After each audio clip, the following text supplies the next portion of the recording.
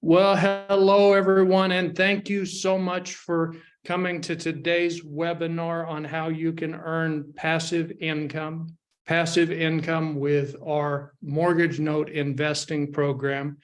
Alamo Mortgage Holdings is a United Kingdom company that offers passive income to accredited investors and institutions, and we do that by purchasing mortgage debt in the United States. So I'm going to go through this presentation, but before I do that, I need to give a disclaimer. I'm required to give a very brief disclaimer. I'll just read that disclaimer, and then after that, we'll go through the presentation and get to the exciting and the fun part. So as accredited investors, you will be aware that all investments carry some level of risk. This investment is only available to investors who are able to assess their own appetite for risk. Please read the risk statement within the investment memorandum before investing. Fantastic. Okay, now that we've got that out of the way, let's talk about what we have. We have an opportunity for you to earn 8% passive income. We are set up with a fixed income loan note, so you can place money with Alamo Mortgage Holdings. You can purchase a bond. You can purchase a fixed income loan note. We suggest an investment of £100,000, but that's not a required minimum. If you are a new investor that is just starting to work with Alamo and you want to start out with something smaller the first few years while we get going, we welcome that.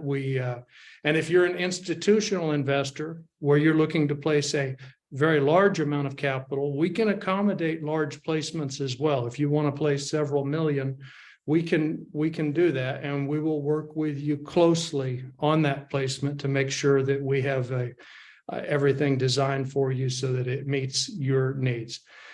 Come one and come all, you're welcome to invest with Alamo Mortgage Holdings. Our company provides accredited investors and institutions with passive income, and we do that by purchasing mortgage debt. We actually purchase mortgage debt in the United States, and we purchase it at a discount. Once you invest with us, we are able to pay you passive income, and then we also return your money at either 3-year term, 5-year term, or for some investors that are looking to secure a very long-term income stream, a 50-year term. This is more designed for institutional type investors that have a bond portfolio where they want to obtain a certain duration in the portfolio.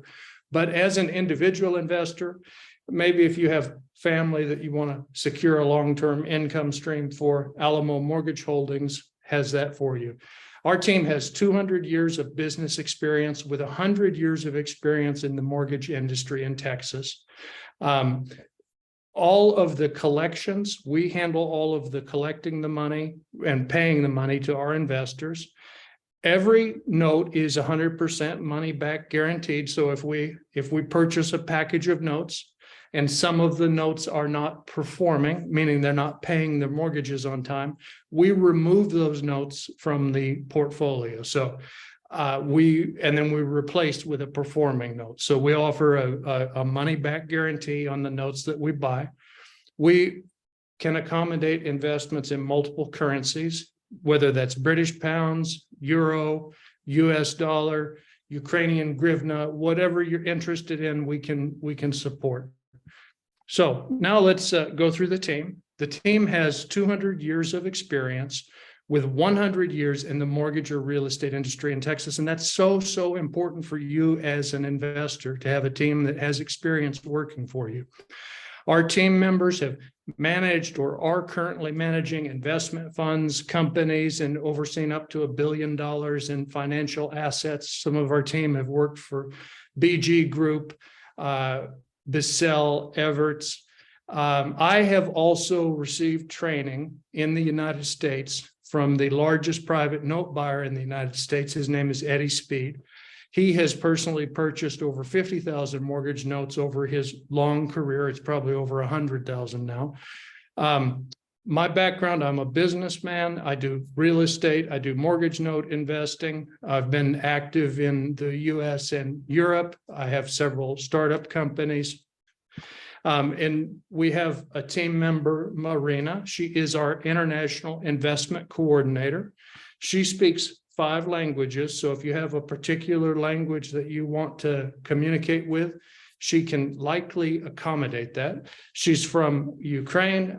She graduated from the EU Business School in Barcelona. She speaks English, Italian, Spanish, Russian, and Ukrainian, and she works with our investors. We have Scott Wynn. He's an industry expert. He has 30 plus years of experience buying owner finance real estate notes, residential and commercial loan originations. He's been involved in all aspects of the real estate industry, and his specialty is what are called junk assets. Junk assets in the United States, what this means is an asset that is not performing. It's no longer paying. It's not producing income. He's a specialist in taking a junk asset and converting it into a cash flowing asset. So he can take these things, and he has a great deal of experience. We have Fred Hobbs. Fred Hobbs is in Texas. He's the director of mortgage servicing. He's been a mortgage originator licensed in the state of Texas since the year 2000. He also is the founder and president of a company called Texas Mortgage Capital. He has been involved with thousands of loans, and has all of the licensing required. He also has a company called SecureNet Loan Servicing. And this company, Alamo, has selected to handle 100% of the mortgage note collections. Currently, SecureNet has approximately 2,000 mortgage notes that they are servicing. And we will be, every time we purchase a mortgage note in Texas, having this company do the collections, making sure that each property has taxes and insurance. So we're well set up there. David Jones, he's an attorney in Texas. He's licensed in the state of Texas. He's a real estate attorney. He will help with all of the legal paperwork when Alamo purchases mortgages. So he will look at the mortgages. He'll make sure that there is what is called clean title. Clean title means that the asset is guaranteed to be secured. Anna Kulikova, she is Ukrainian. She speaks several languages. She works with investors, and she likes to work with investors to help them reach their passive income goals. We have Mark DeRuyter. He is our Chief Technical Officer. Mark has a lot of experience, not only on the technical side, but he also has experience with mortgage software. He has written commercial mortgage software that is used around the United States. So he's able to help us develop software that really gives us the best advantage in terms of being able to keep track of everything that is in place. So it is such a nice thing to have Mark with us on our team. It is such a nice thing. He really has a lot of experience that he brings to the table. And now here's how the product works. Let's talk about the actual product. You can earn 8%. And I'll talk about if 8% is a high amount or a low amount in another slide, because a lot of investors, they may not be thinking about the impact of exchange rates. But to make it simple, you purchase a bond, the bond pays 8%. So whether that's a 3-year bond, a 5-year bond, or a 50-year bond, you're going to be earning 8% passive income. Now, to put this into perspective, I have here a chart that shows United Kingdom Treasury gilt auctions. These are the results of Treasury gilt auctions where you can see the yield. And we're going to be comparing in this video the yield that you can earn on a government bond in the United Kingdom, which pays approximately 3.67%, and an Alamo Mortgage Holdings corporate income bond, which has an 8% yield because we pay 8%. So this should provide some idea here of what the difference is. Today I want to talk about something that is very interesting.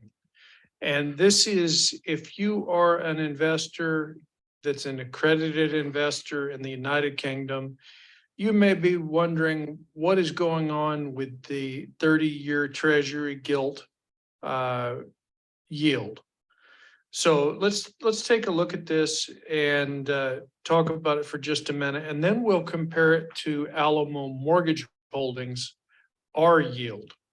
And I'll give you a hint. Alamo Mortgage Holdings has a far, far higher yield. So if we were to go back to, say, the year 1980, the highest that we have here is around 1981. The yields were running about 13, almost 14, 13.5, 14%. And then you notice how over time, the general trend has been largely downward. I mean, we look here and we see that the yield as of, for example, 2016, if we look at 2016, the yield's like 1.4%. And then if we go all the way down to May of 2020, the yield fell all the way down to 0.57%. Now it's starting to slowly go back up. And as of this video, December 2022, the yield was at 3.678%. So let's just kind of compare that. Let's imagine that you buy gilt, you would get a 3.68% yield if you were to purchase a 30-year gilt. But now imagine that you instead decided to purchase an Alamo Mortgage Holdings bond. How much would you make? Well, that is a great question, and I'm happy to answer it. So basically, with an Alamo Mortgage Holdings bond, you'd be getting right here at 8%. That's a tremendous improvement over what you can get on a gilt. Now, I know a lot of people are going to say, but a gilt has a zero default risk. I get it. I understand. But here's the thing, folks. You're getting such a low return on a gilt that you may want to consider if that actually makes sense to you in terms of what you're dealing with there. Because if you were to instead purchase an Alamo Mortgage Holdings corporate income bond, which is the bond of a UK company, you'd be earning right at 8% yield. And if we were to go back in time, you wouldn't have seen a yield like that for many years. You would have seen the last time gilts were giving an 8% yield was looks like it was right around let's see, when was it? 1996, so almost 30 years. So in the last 30 years, it hasn't gotten close to an 8% yield. So that's worth thinking about. If you would prefer to get an 8% yield, and you understand that it's not a government-backed guarantee. It is backed by collateral, though. It's backed by mortgages. It's something that you definitely should consider. Be happy to chat with you about what Alamo Mortgage Holdings can do for you in terms of providing passive income. And I wish you a fantastic day. Okay, fantastic. So that is the improvement that you will obtain over a gilt if you've been thinking about, well, what could I get? But here's so critical. This is, out of all the things that I'm going to show you, this is one of the ones that I think is the most important part of the presentation. Because the mistake that I see most investors make, and I'm not saying that you would make this, but I have seen many investors make this, is they get used to thinking in their own local currency. So they become adapted to thinking in pounds or thinking in euros or thinking in hryvnia or whatever they're in. Whereas it's important to compare, because if you're getting an 8% return that is in British pound sterling, or an 8% return that's in euro, or an 8% return in dollars, this can have a big impact. So I'd like you to please pay attention to this part, because I want to talk about the impact of inflation and a weakening British pound, and I think it is so important. Now, let me go through this here. If you're looking to purchase gilts, let's say you're looking around and you've bumped into this video and you're looking to purchase gilts, you probably are in the situation where you want reliable way. You want a reliable way to obtain passive income, and gilts would fit this requirement. The problem with gilts, though, is they are denominated in British pounds, and the pound has a decades-long history, a tradition of losing value against the US dollar. Another problem with purchasing gilts is that the returns they offer are lower than corporate income bonds. They're always lower. Interest on all registered gilts is payable gross without deduction of tax. Holders of gilts on the register maintained by CIS may opt to have tax deducted at source by applying to CIS. Gilts, of course, have their merits, and for an investor, this is important. Gilts have their merits, and for an investor that can turn a blind eye to the high rates of inflation. So if you're the type of investor that can see all that high inflation in the United Kingdom and you can just shut your eyes, turn a blind eye and say, I don't see it, that is one of the requirements. The second requirement is if you can also, with your other eye, turn a blind eye to the weakening British pound. If you can just ignore that for decades, your pound has lost value against the dollar. Ever since Bretton Woods, it's lost and weakened against the US dollar. Then if you're that type of investor, then yeah, you can accept gilts and you'll get paid on time and you'll get some passive income and it'll be great. And they're index linked and you can go to sleep and just, you turned a blind eye on both of the problems and hey, everything's good. Yet the fact that gilts are easier to purchase and more well-known does not mean you will earn as much interest. If you were to instead purchase my company, Alamo Mortgage Holdings, we offer a corporate income bond. If you were to purchase a corporate income bond through Alamo Mortgage Holdings, you could potentially earn hundreds of basis points more per year on your corporate income bonds than those old gilts. If you're interested in purchasing a bond, you can contact me directly by emailing ben.miller@alamomortgageholdings.co.uk or call me. I've got a US number, 1 for the United States, and then area code 817-203-4160. We can have a discussion about your passive income goals and also your investment goals. If after that discussion, the product seems suitable for your investment portfolio, you then can sign some paperwork that will be prepared based on the term of the bond you are looking for and some other features. If you currently have British pounds and you want to exchange for US dollars, that's easy to do. We simply handle the conversion for you and then your bond is paid in dollars. At the point it is converted, you have made a dollar-denominated investment and no longer will potentially lose money on the exchange rate if the US dollar keeps rising against the British pound sterling. If you are in the situation where you have pounds and normally would want to purchase gilts, but you're looking at all this inflation and the pound endless. So that is really important. And what I want to add to that, I want to show a chart here. I'm going to come back in just a second. Look at this chart. This shows the long-term history of the exchange rate between the British pound sterling and the US dollar. And if we go back to the Bretton Woods Agreement back in 1945, when one British pound would buy $4.03 US, just look as the decades passed, how the British pound has continued to lose value against the dollar. And, you know, we're talking about time periods where if you compare a mortgage might be a 30-year time period. It's a long time period sometimes. The type of time frame that we're dealing with in mortgage note investing, it makes it important that you be on the right side of the investment. And if you look at the long-term history here, the British pound for decades has lost value. I mean, it's just really lost a lot. Now, most recently, one £1 sterling as of January 1st, 2023, it only bought $1.21. But if we went back to 1945, one British pound would buy $4. So that's a huge, huge movement. So it's really important.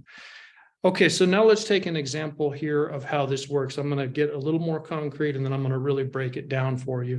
So how does this work? Let's imagine that you found some mortgage debt, though you don't have to do any work with this investment. We do everything for you. I'm just explaining it so you can imagine how it works. Imagine there's a mortgage debt of $100,000 secured by a property. Imagine the interest rate's 10%. Now I know you would not pay a 10% interest rate probably, but there are buyers that do pay a 10% rate, and I'll talk about why that happens. And let's say that the owner of that debt is a private individual. Maybe it's even a bank, but let's imagine it's a private individual that owns that debt. He had a property and he sold the property where he took a down payment, and he created a note where he got a $30,000, he got a down payment, created a note. We could purchase that note at, for example, $70,000. We would buy it at a discount. We are still owed the payments because now we own the debt. We pay $70,000, but we're going to now be getting a higher yield. Our yield is 14.2%, even though the borrower, the one that is responsible for paying the debt, the person living in the house, their payments haven't changed. They're still making the same monthly payment. They're still paying 10% interest, but this is how it works. And let's discuss what determines the value of a mortgage note, because this is so important to really. So then what determines the value of mortgage debt? Because we know what determines the value of real estate. Real estate is determined by the value of a particular flat or house. It's determined by what are comparable houses and flats. What do they sell for? That determines the value. If it's a commercial property, it's determined differently, where it's determined by the cash flow on the commercial property. But for this example, if we talk about a mortgage note on, say, a property of maybe a residential home, there's six factors that determine the value of a mortgage note.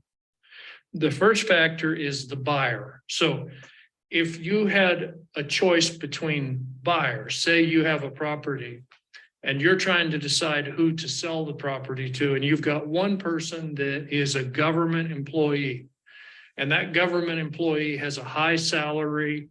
They've been working for many years for the government. Maybe they work as a post office person. Maybe they deliver packages for the post office. And they've been doing this for 10 years. If the government is their employer, there's a very high probability they're going to get paid on time. But if you have another buyer that says, I'm 24 years old and I just started my new company, and I'm just going to make a bunch of money with my company, and they don't have a regular income, but they have a plan where they're going to make money in the future, that sort of buyer is far less desirable. It's better to sell the asset to one that has a regular government income, the government employee, or the one that works at some sort of a big corporation. Maybe they work at Microsoft, maybe they work at Google, maybe they work at some big corporation. That buyer is more likely to be able to pay, where they are not going to have cash flow experiences where the things are up or down. The second thing that determines the value is the collateral. So the collateral means the actual asset. So let's say that the property is worth $100,000. Say that's the market value. That's the real value, $100,000. But say that you had a seller that he sold the property with a note for $200,000. Pretend he found somebody who didn't know the prices, and that person agreed to pay $200,000, even though the market value is only $100,000. You have to treat that note differently, because the fact that he found somebody that signed a note and the asset's only worth 100, but he found someone that signed a note for 200, does not make the note worth 200. You could look at that note and you could base it on the value of the collateral. So that's a mistake, is a lot of times people don't look at the collateral, they just look at the value of the debt.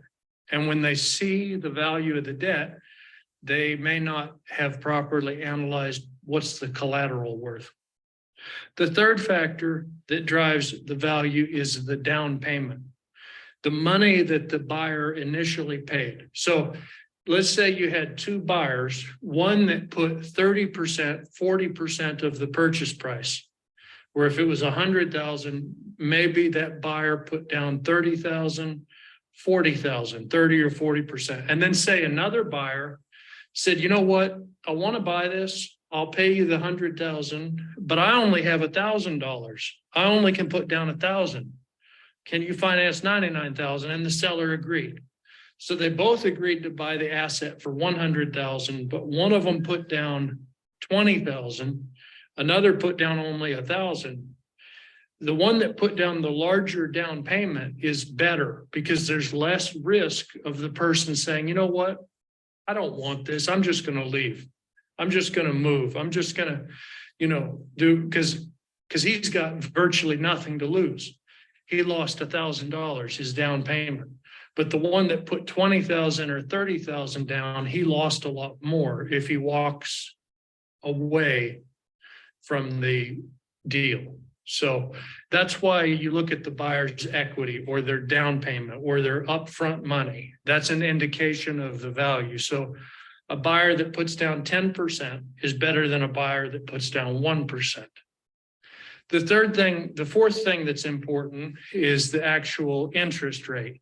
The interest rate on the note. So if you have a note, if you have a mortgage debt that pays 10% or 12%, that is better than a mortgage note that only pays 5% or 4%. So if you had a choice between two notes, two mortgage debts, and the first paid 5% and the second paid 10%, the one that paid 10% is better. The next factor that drives value is the history of the payments. So when you buy these mortgage debts, you want to look at how long has the person been making payments. You want to be careful buying a new note. You want to see a record of how long the person has been making payments. So if a person has a 30-year note, and they are 4 years into a 30-year note, where they still have 26 years left, that is safer if you see a record of payments compared to a 30-year note that the person put the down payment down, but they haven't yet made their first payment. Because what if the person just walks away? What if they don't make that payment? Then you've bought a note that is a non-performing note. You want to buy a performing note. A performing note is more valuable than a non-performing note because then you don't have any work to do. You just buy the note and the borrower makes payments to you. So a performing note is better, and the history of performance is important. The next factor that drives value, the sixth factor, is the actual paperwork, the legal paperwork, if it was done properly. Because if you have a note that was just two guys that were sitting around a kitchen table and they worked out a deal and they wrote it up without a lawyer, where they just wrote up an agreement and they signed it, that is less valuable because the note likely has mistakes. They're not lawyers. They just agreed that, yeah, I'll make payments to you for 30 years. Did they remember to put in any of the legal language? Did they know how to put any of the legal language in? These things are important. That type of note is less valuable than a note that had a proper closing at a legitimate company with legitimate lawyers that drafted the paperwork. Because you know that it's very likely that if you buy that note and the borrower doesn't make payments to you, you have legal recourse. You don't want to buy a note that hasn't been drafted properly. Yeah, So then that is real important. You want to make sure when you're buying notes that you've got good legal paperwork. So real quick example here. This is a real property. It's not one that we have in our portfolio, but it is a real property that I can illustrate how this works. This is a house in Texas. The cost is $120,000. Let's imagine that the buyer went to the seller and said, you know what? I'll pay you 20,000. Let me finance 100,000 with you. And the seller's like, wait a minute. I'm not gonna be your bank. Go to the bank. I know a good banker. Go to that banker. Talk to Jim. Jim will make you a loan. I've done business with him for years. So yes. Question. Hello? Okay, so basically the banker, what the banker does is this guy comes in and he says, I'd like a loan to buy this property. And the banker looks at the guy and says, oh, you're self-employed. You don't work for the government. You don't get reliable income. Oh, you had a car one time that you didn't make payments on and they repossessed the car. I'm not making you a loan. Get out of my bank. Come back in a few years when you've got good credit.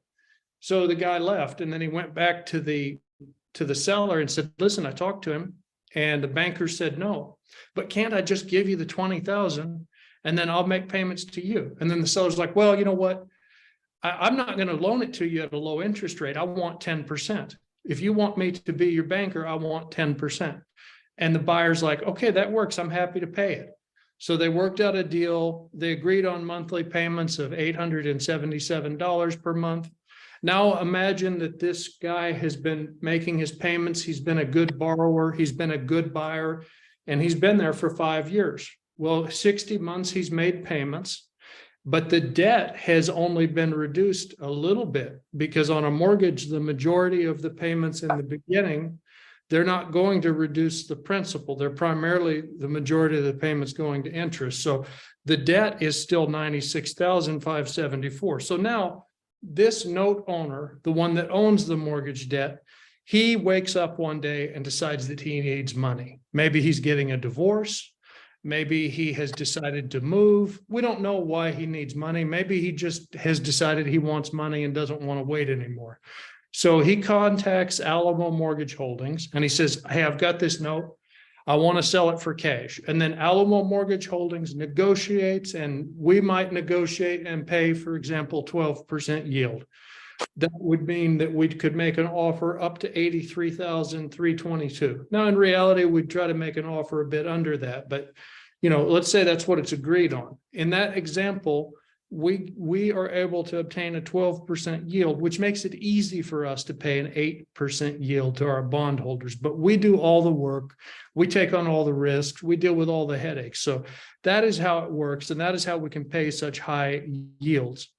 We talked about the exchange rate. So important to keep that in mind, because a lot of investors, they get wrapped up in their rate of return and they forget that an 8% return paid in pounds is not necessarily going to be as good as an 8% rate of return paid in dollars. We can work with you to get you into more dollars. If you want a larger percentage of your portfolio in US dollars, we can help you with that.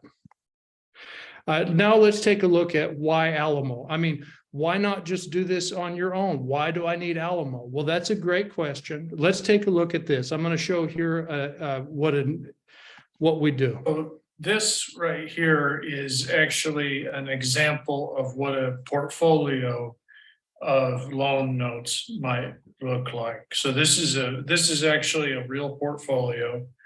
And you look here and you can see the name of the borrower, the number of months. You can see the interest rate. This debt is actually pretty high, 14.75% is what they're paying on that mortgage. The monthly payment is $278.50. Then you can see the terms, the status, this sort of thing. So, I mean, you've got a list here, and this is an example of a package where a package of these mortgages can be purchased. This type of deal would be done by a larger investor. It would not typically be a single investor that would buy this package. For example, my company, Alamo Mortgage Holdings, this is the type of package that we might actually purchase, something like this. But if you're just starting out in investing, you might start out by you're just going to buy one mortgage note. So for example, you might come in and this mortgage note, if you find something like this out on the market, you might try to negotiate down from, the unpaid balance at 89,570. Maybe you try to buy it for 59,000 or 69,000. But that would be one note. But you can also purchase packages of notes. And that's something that Alamo Mortgage Holdings is involved with. It's a company that's a United Kingdom company that actually purchases packages of mortgage notes. So that is why you gain an advantage by working with us. You're not just investing in one note, you're investing across our portfolio of notes. So you've got the security of you're not just investing in one mortgage note, and you also don't have the learning curve of learning how to buy mortgage notes, because I know it may look simple when I explain it that way, but there's a lot of intricacies. There's a lot of things that a person needs to know to be able to buy mortgage notes successfully. Frankly, can you earn more than 8% if you do it on your own? Maybe. If you can avoid making mistakes, you might be able to, but a lot of investors, they would rather just enjoy their life and get passive income and not be dealing with the intricacies of foreclosure laws in Texas and having to do workouts and loan modifications. But that's what's so powerful about working with Alamo. We get you your time back and we get you that passive income. Now, here's a question that I get asked from time to time by people: why bonds? People come to me and they say, there's so much inflation right now. Why in the world would anyone buy bonds? And this type of thinking is dangerous thinking. Frankly, it's very dangerous to think that way. But instead of me giving you my opinion, I'm going to talk about a Nobel Prize winning economist. I'm going to talk to you today about Harry Markowitz. Harry Markowitz won the Nobel Prize for Economics for his contributions to what is now called modern portfolio theory. And as experienced investors, you've probably heard so much about modern portfolio theory, how you're going to allocate here and allocate there and all of this. But when Markowitz did his own personal portfolio, he kept it real simple. He put 50% in bonds and he put 50% in stocks. Now, folks, what I'd like you to do is think about your own portfolio. What percentage of your portfolio now is in bonds? That's what you should be asking yourself. What percentage of your portfolio is in bonds? And Markowitz, he would do 50% bonds and 50% stocks. Now, what a lot of people do is they do 100% stocks. And I hate seeing people do that. I just feel bad for them, because it's like you're watching a new investor and they have this idea that, well, a stock can go higher, and they seem to forget that stocks also can go lower. And they seem to think that they're going to be that one guy that knows what the crowd is going to do. So it is worth considering if you should have a larger percentage of your portfolio in bonds. I mean, that's what Nobel Prize winning economist Harry Markowitz did, and he would adjust his portfolio once per year. I don't know how long it's been since you've adjusted your portfolio, but it might be something to consider. I just ask you to think about that. So, and he did that because he knew that there was going to be prices that went up and down. And if he was 100% in stocks and then the stock prices went down, well, that's pretty bad news. But if he had 50% in stocks and 50% in bonds, then if the stock prices went down, he could sell some of his bonds and he could buy the stocks at the lower prices. So now let's talk about Texas. Why in the world did we pick Texas? I mean, there's like a lot of states in the United States. There's 50 states. Why did we choose Texas? Well, good question, folks. The reason we chose Texas is because Texas is a state that is winning, and we want to invest into states that are winning. If you look at New York or you look at California, those states are losing. And the reason they're losing is people have said, you know what? There's so many laws over here. There's so many things over here. I don't want to live over here where it's so expensive and there's so many laws. I'm moving to Texas where I'm more free. So people from New York, people from California, they are moving into Texas. And when they move into Texas, they take their big New York money, they take their big California money, and they move into Texas. And the first thing they do is they look around at our real estate prices and they laugh and they say, what? This house is only 200,000. This house is only 300. This is 100,000. They can't believe how cheap our real estate is. And they go in and they buy real estate and they buy at full market price and they laugh about it. They think that it's funny, but what it does is it pushes up the value of our real estate. And that is a good thing for Alamo. And that is a good thing for our bondholders. Because as more people buy real estate in Texas, as the demand for real estate grows, the collateral that backs our bonds, it is improving, because the higher the value of the collateral, the less risk for Alamo, because we are in a strong position. So it's a great advantage. Let's talk specifically about some of the key features of the bond. First, we can help you reach your passive income goals more quickly. Whether you've got a passive income goal of £1,000 a month, £5,000 a month, £10,000, or £100,000 or more, we can help you reach that goal in 30 to 60 days, depending on how much capital you have available to place. Let's say that you're maybe in a situation where you know in a few years, maybe in a decade, maybe in 5 years, you want to be at a certain passive income level. We can get you there. We can work out an annual investment plan to help you reach your passive income goals. And that is something that we look forward to doing that. We also offer maximum diversification. Unlike being that new investor that stumbles into note buying and has just decided that they're going to try this and they don't know the difference between a first lien, a second lien, and a longe, they don't know what they're doing. You get maximum diversification here with Alamo, where you are getting access to our portfolio. Another big advantage to Alamo, and I'm not giving the other guys out there that are the hedge fund or the private equity guys a hard time. Those guys are my friends, a lot of them. I am not saying they don't deserve their high fees. I am not saying they don't deserve all that stuff.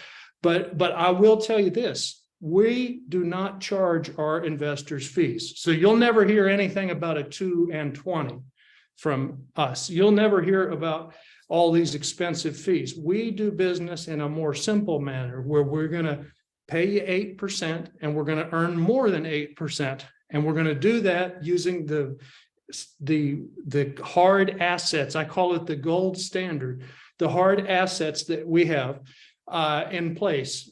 So no fees. And I will say another thing. All that glitters in the world is not gold, my friends. I have seen a lot of these people that get sucked into these private equity deals where they think it's going to work so well. Listen, the reality of it is 1/3 of private equity, 1/3, 33.3% lose money. So 33.3%, the other third, they break even. And then the last third actually makes money. So you are stacking the odds against yourself if you're thinking for sure that you're going to be able to pick the right private equity deal. I'm not saying you can't, okay? You're a smart person, you're here. I know you're pretty smart.